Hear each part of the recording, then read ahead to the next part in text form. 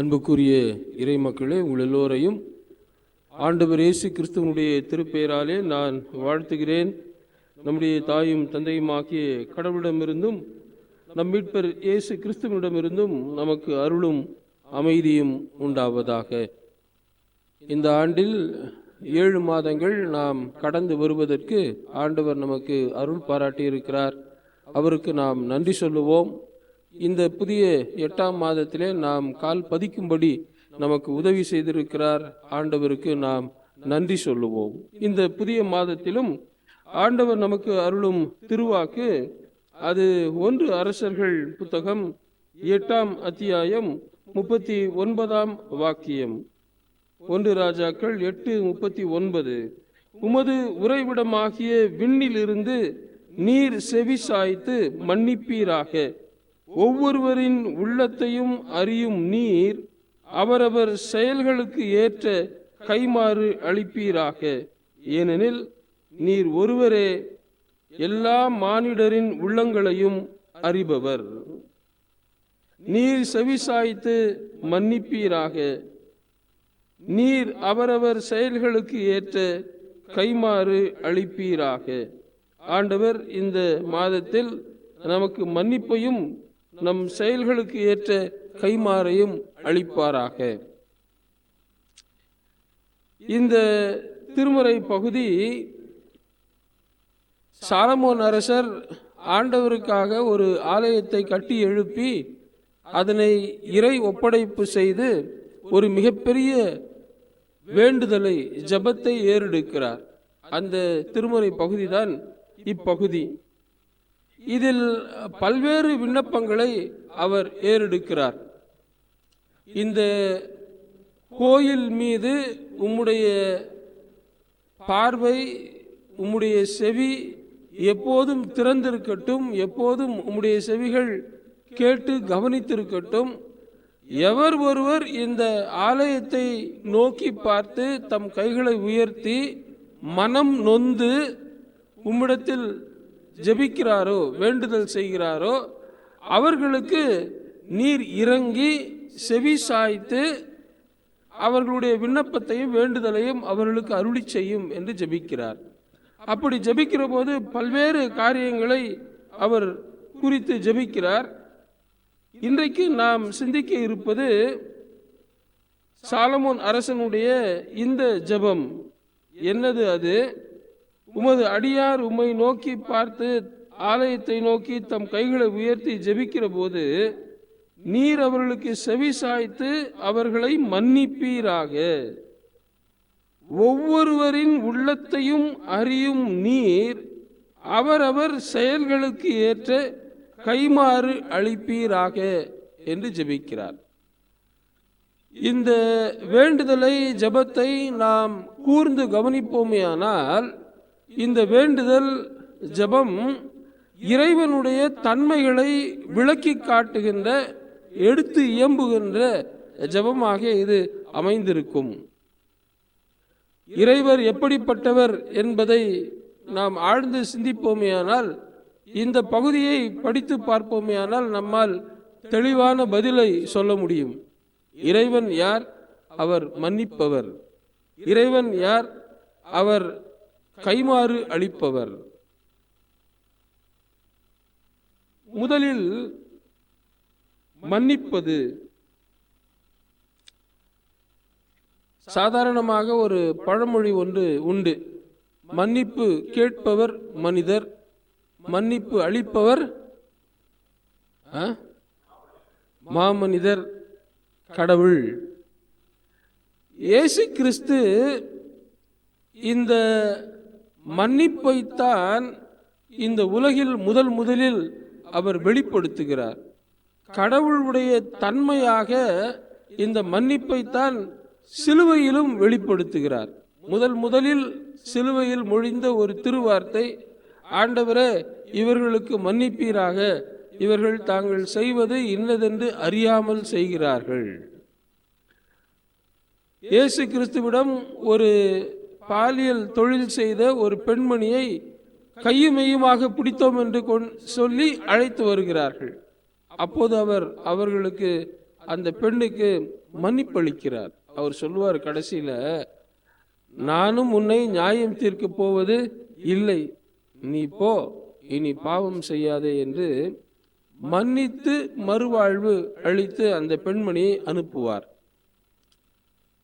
கடவுள் மன்னிப்பவரா என்கின்ற ஒரு மிகப்பெரிய கேள்வி முதல் உடன்படிக்கை நூல் பழைய ஏற்பாட்டு புத்தகத்தில் இருந்த ஒரு கேள்வி. அந்த கேள்விக்கெல்லாம் பதில் அளிக்கின்றவராகத்தான் ஆண்டவர் இயேசு கிறிஸ்து இந்த உலகிலே மனிதராக அவதரித்து கடவுள் மன்னிக்கிறவர் என்பதை வெளிப்படுத்தினார். ஆழ்ந்து சிந்திப்போமேயானால் இந்த மன்னிப்பு என்பது ஆதியிலேயே வெளிப்பட்டிருக்கிறது. கடவுள் மனுக்குலத்தை உருவாக்கி ஆதாம் ஏவாளை படைத்து அவர்களிடம் ஒரு காரியத்தை சொல்லுவார். இந்த தோட்டத்தின் நடுவில் இருக்கிற கனியை மட்டும் நீங்கள் சாப்பிடாதிருங்கள், அதை சாப்பிடும் நாளில் நீங்கள் சாகவே சாவீர்கள் என்று சொல்லுவார். ஆனால் இச்சை, பாவம், மோகம் அவர்களை ஆட்கொண்டு அவர்கள் அந்த கனியை புசித்து விடுவார்கள், சாப்பிட்டு விடுவார்கள். அப்போது கடவுள் அவர்களை தண்டித்திருக்க வேண்டும்.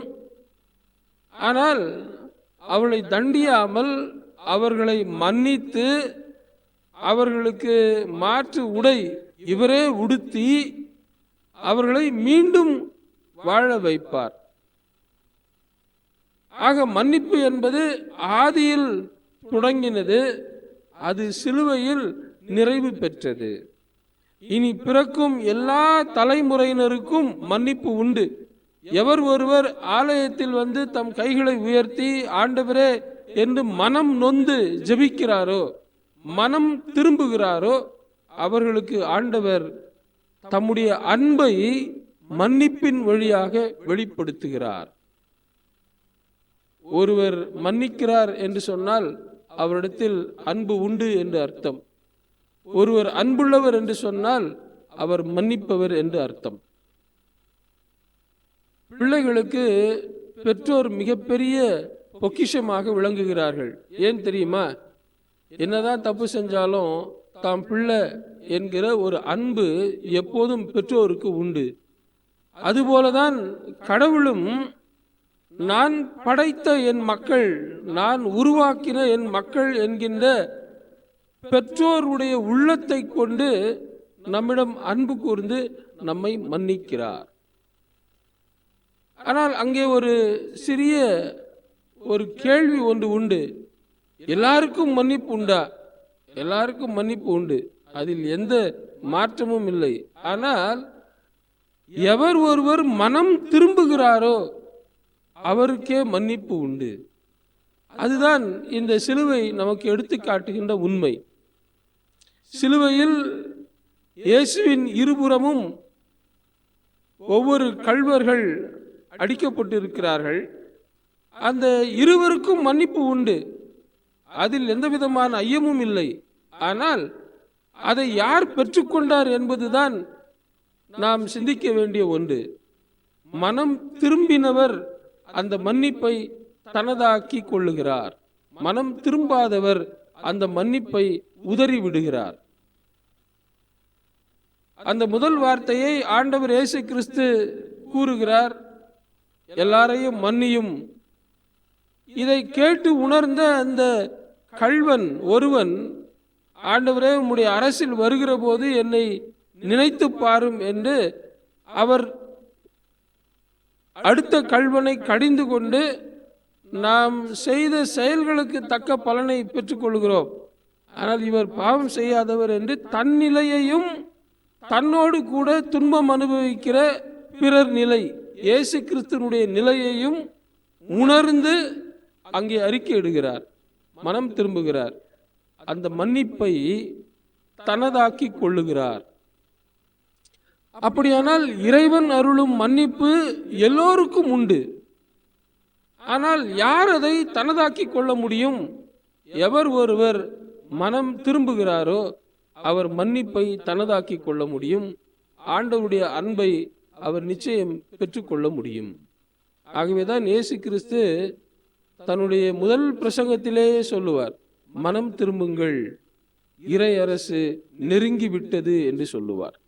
எனக்கு அன்பார்ந்த இறைவனுடைய பிள்ளைகளே, இந்த காலை வேளையில் ஆண்டவருடைய மன்னிப்பை பெறுவதற்கு நாம் ஆயத்தமாக இருக்க வேண்டும்.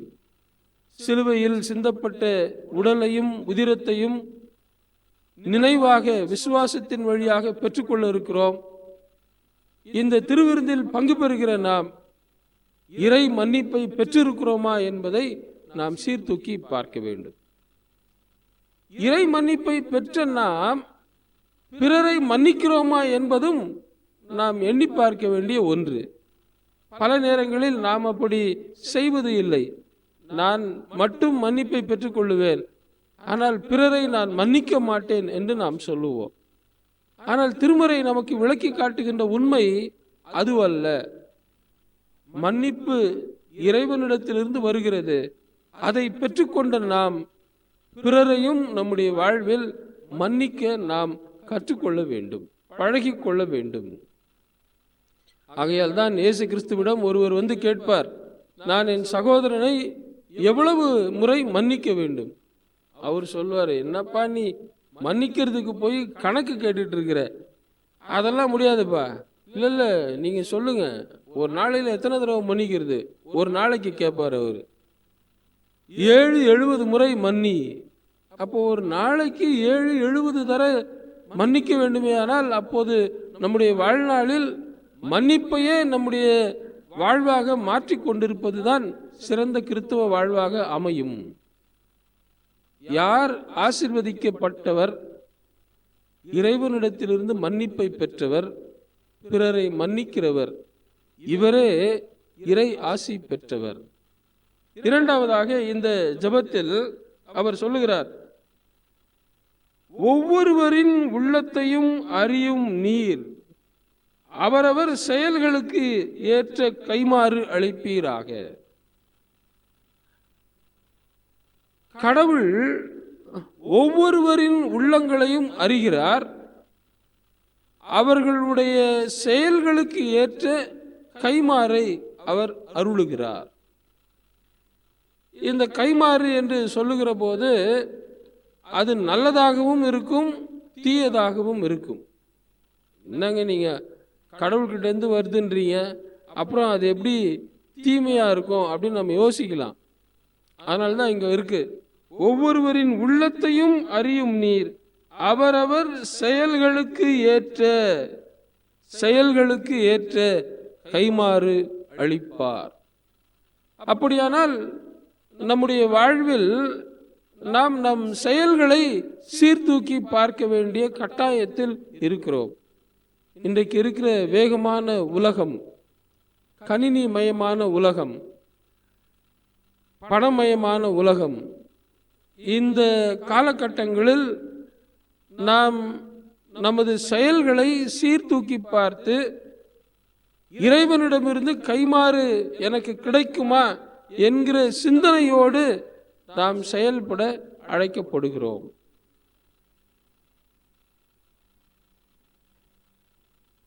ஒரு எடுத்துக்காட்டை உங்களுக்கு சொல்லுகிறேன். ரூத் என்கிற பெண்மணி, மோவாபிய பெண்மணி, இளம் வயதிலேயே அவர் தன் கணவனை இழந்து விடுகிறார். அவருடைய மாமியார் அவருக்கு சுதந்திரம் கொடுக்கிறார். அம்மா, உனக்கு ரொம்ப சின்ன வயசு, உனக்கு நான் ஒரு மகனை பெற்றெடுத்து மீண்டும் திருமணம் செய்ய பல நாட்கள் ஆகும். ஆகவே நீ போ, உனக்கு விருப்பமானவனை நீ தேடிக்கொள், உன்னுடைய வாழ்வை நீ சுகமாக அமைத்துக்கொள் என்று அனுப்புகிற போது அந்த பெண்மணி சொல்லுகிறார், இல்லை இல்லை, நான் உன் கூடயே வந்துடுறேன், நான் வாழ்ந்தாலும் செத்தாலும் நான் உன் கூட தான், உன் கடவுள் தான் என் கடவுள், உன் மக்கள் தான் என் மக்கள், நீர் எங்கே இருப்பீரோ அங்கேயே நான் இருப்பேன், இனி இதை பற்றி பேசாத அப்படின்னு சொல்றார். இப்படி 3 தடவை சொல்லியும் அந்த பெண்மணி தன்னை விட்டு போகாததினால் நகோமி அவரை அழைத்து கொண்டு தன்னுடைய ஊருக்கு வருகிறார், பெத்லகேமுக்கு வருகிறார். அப்படி வந்த உடனே தனக்கான வாழ்வை தேடி அவர் போகாமல் தன் மாமியாருக்கான தேவையை சந்திக்க வேண்டும். இவர் இளம் வாலிபர், ஒரு வேளை 2 வேளை சாப்பிடலன்னா கூட தாக்கு பிடிச்சிக்குவார். ஆனால் அவங்க மாமியார் அப்படி கிடையாது, சாப்பிடலன்னா அவங்களால உயிர் வாழ முடியாது. ஆகவே ஊர் வந்து சேர்ந்த உடனேயே அடுத்த நாள் காலையில் எழுந்து அந்த அம்மா கிட்ட ஒரு அனுமதி பெற்றுக்கொண்டு, நான் போய் ஏதாவது கிடைக்குமா பார்த்துன்னு வரேன். போய் அவர் வயலில் வேலை செய்து கதிர்கள் கீழே விழுகிற போது அதனை பொறுக்கி கொண்டு இருக்கிறார். இப்படி தன் மாமியாருக்காக சொந்த ஊரையும் சொந்த நாட்டையும் சொந்த மக்களையும் விட்டுட்டு அந்நிய நாட்டில் கிட்டத்தட்ட ஒரு அடிமையை போல கதிர் பொறுக்குகிற பணியை பொறுப்புடன் செய்கிறாரு. ஏன்னா போவாஸ் வந்து கேட்பார், யாருப்பா இந்த பொண்ணு? அந்த மேற்பார்வையாளர் சொல்லுவார், ஐயோ அந்த பொண்ணு காலையிலே வந்துச்சு, நம்ம கதிர் அறுக்கிறதுக்கு முன்னாடியே வந்து காத்துனுக்குது, அது எப்படா கதிர் அறுப்பாங்கன்னு. கதிர் அறுக்க தொடங்கின உடனே சமய தூக்கின்னு போகும்போது ஒவ்வொருத்தர் பின்னாடியும் போய் அந்த பொண்ணு பொறுக்கி எல்லாம் சேர்த்து வைக்குது. அந்த பொண்ணு அவங்க மாமியார் கூட இருக்குது, சுகமான வாழ்வு தேடி போகலாம், ஆனால் அவங்க மாமியாரை காக்கணும்னு சொல்லி அது இங்கே வந்திருக்குதான், மோவாபிய பெண்.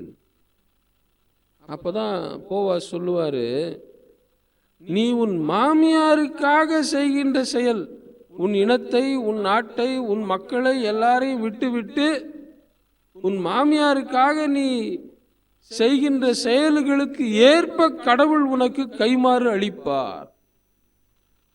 ரொம்ப அழகான வாக்கியங்கள் அங்கே பதிக்கப்பட்டிருக்கும். அந்த கைமாறு என்ன? போவாஸ் அவரை சேர்த்து கொள்ளுகிறார். போவாசுக்கும் ரூத்துக்கும் ஓபேத் பிறக்கிறார். ஓபேத்தின் வழியில் தாவீது பிறக்கிறார். தாவீதின் வழியில் உலக மீட்பர் இயேசு கிறிஸ்து பிறக்கிறார். என்ன ஒரு கைமாறு பாருங்கள்! தன் மாமியாருக்காக பிறருக்காக தன்னுடைய வாழ்வையே இழந்த இந்த ரூத் உடைய வம்சாவளியில்தான் ஆண்டவர் இயேசு கிறிஸ்து பிறக்கிறார்.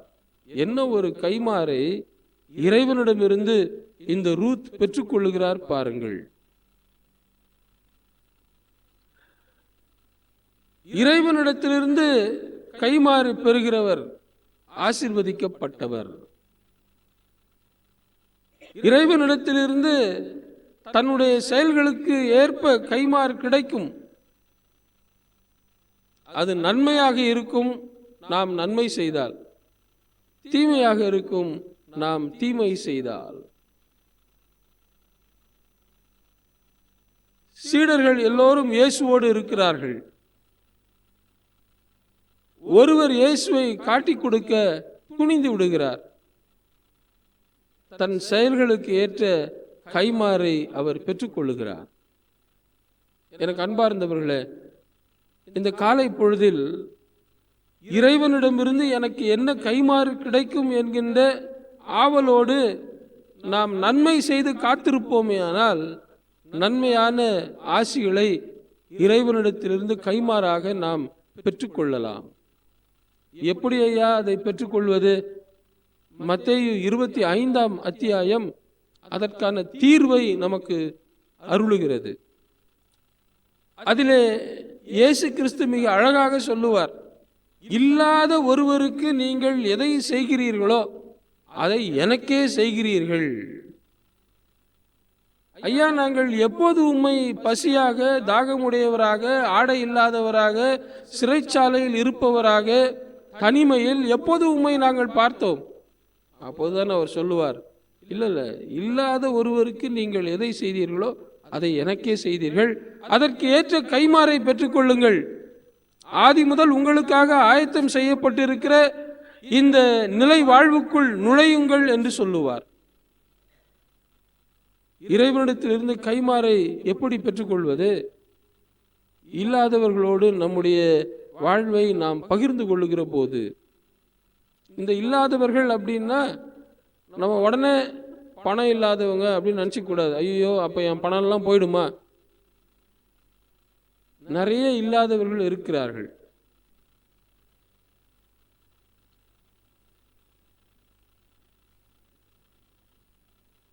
ஞானம் இல்லாதவர்கள்னு சொல்ல முடியாது. கல்வி அறிவு பெற்றுக்கொள்ள வாய்ப்பு இல்லாதவர்கள், அவர்களுக்கு நம்முடைய அறிவை நாம் அவர்களுக்கு கொடுக்கலாம். இந்த உலகில் மதிப்பில்லாதவர்கள் ஒரு குறிப்பிட்ட வேலையை செய்வதனால் அவர்களை இந்த சமூகம் மதிப்பதில்லை. அவர்களோடு கூட நாம் நம்முடைய மதிப்பை நாம் பகிர்ந்து கொள்ளலாம். இப்படி பல நிலைகளில் இல்லாமையில் இயலாமையில் யாரெல்லாம் இருக்கிறார்களோ அவர்களோடு கூட நாம் இணைந்து கொண்டால் அதுவே நல்ல செயல். அந்த செயலுக்கு ஏற்ப கைமாறை ஆண்டவர் நிச்சயமாக நமக்கு அருளுவார். நான் செய்யறது நல்லதா கெட்டதா அப்படின்றது 2 பேருக்கு 3 பேருக்கு தெரியும். ஒன்று எனக்கு, இன்னொன்று எல்லாவற்றையும் எல்லாருடைய இருதயங்களையும் ஆராய்ந்து அறிகிற இறைவன். இன்னொருத்தர் என்னை எப்போதும் தீமை செய்ய தூண்டுகிற தீயவர். இந்த மூவருக்கும் தெரியும் அவரவருடைய செயல்பாடு. எனக்கு அன்பார்ந்த இறைவனுடைய மக்களே, இந்த காலை பொழுதில் ஆசீர்வதிக்கப்பட்டவர் யார் என்பதை நாம் சிந்தித்து பார்க்க வேண்டும். இறை மன்னிப்பை பெற்றவர் ஆசீர்வதிக்கப்பட்டவர். இந்த மன்னிப்பை வழங்குகிறவரும் ஆசீர்வதிக்கப்பட்டவர். யார் ஆசீர்வதிக்கப்பட்டவர்? இறைவனிடமிருந்து கைமாறு பெற்றுக் கொள்ளுகிறவர். அவரே ஆசீர்வதிக்கப்பட்டவர். நாம பல தடவை கடவுளை உனக்கு தெரியுமா அப்படின்னா ஆமா தெரியும் அப்படின்னு நாம சொல்றோம். ஆனா கடவுளுக்கு நம்மளை தெரியுமா? அது ரொம்ப முக்கியமான கேள்வி. ஒரு திரைப்படத்துல ஒரு நகைச்சுவை ஒன்று வரும். அந்த விவேக் சொல்லுவார், எனக்கு ஐஜி தெரியும்னுவார். ஒன்னா அந்த இன்ஸ்பெக்டரோட சல்யூட் அடிப்பான். ஆனா ஐஜிக்கு என்ன தெரியுமான்னு தெரியல அப்படின்வாரு. பல நேரங்களில் நம்ம நிலைமை அப்படிதான் இருக்கு. எனக்கு கடவுளை தெரியும், நான் ஆலயத்துக்கு போறேன், ஆண்டவரை வேண்டுகிறேன், ஆண்டவருடைய வார்த்தைகளை படிக்கிறேன் என்று எல்லாம் நாம் சொல்லுகிறோம். ஆனால் ஆண்டவருக்கு நம்மை தெரியுமா? அதுதான் மிக முக்கியமான கேள்வி. அப்போ ஆண்டவருக்கு என்னை அறிமுகப்படுத்துவது எது அப்படின்னா அது நாம் செய்கின்ற நன்மையான செயல்கள் மட்டுமே. இந்த நன்மைதான் நம்மை ஆண்டவருக்கு அறிமுகப்படுத்தும். ஒன்றை கடைசியாக சொல்லி நான் நிறைவு செய்ய விரும்புகிறேன். ஒரு முறை ஒரு ஊருக்கு இயேசு போவார். அவர் ஒரு அந்நியர். ஆனா பக்கத்தில் இருக்கிற அந்த சீடர்கள், பக்கத்தில் இருக்கிற அந்த யூதர்கள் எல்லாம் சொல்லுவாங்க, இவர் ரொம்ப நல்லவர், இவர் நமக்கு ஒரு ஜெப ஆலயத்தையும் கட்டி கொடுத்திருக்கிறார் அப்படின்னு சொல்லுவாங்க. 100க்கு அதிபதி. அவர் ஒரு ரோம போராளி, ரோம அரசின் ஒரு 100க்கு அதிபதி. ஆனால் அவரை பற்றி அவர் செய்த நன்மை, அவர் செய்த செயல் அவரை இயேசுவிடம் அறிமுகப்படுத்துகிறது. இவர் நல்ல மனிதர், இவர் ஒரு ஜெப ஆலயத்தையும் நமக்கு கட்டி கொடுத்திருக்கிறார். அப்போ இறைவனிடத்திலே நான் அறிமுகமாக வேண்டும் என்று சொன்னால் நாம் செய்த நல்ல செயல்கள் மட்டுமே நம்மை இறைவனிடத்தில் கொண்டு போகும். இந்த சிந்தனைகளோடு இந்த மாதத்தை நாம் துவங்குவோம். இறை மன்னிப்பை நாடுவோம், மன்னிப்பை மற்றவர்களுக்கு வழங்குவோம், இறைவனிடமிருந்து கைமாறு பெற வேண்டும் என்கிற நோக்கோடு நன்மைகளை செய்வோம். இறை அருள் நம்மோடு இருந்து நம்மை ஆசீர்வதித்து வழி நடத்துவதாக.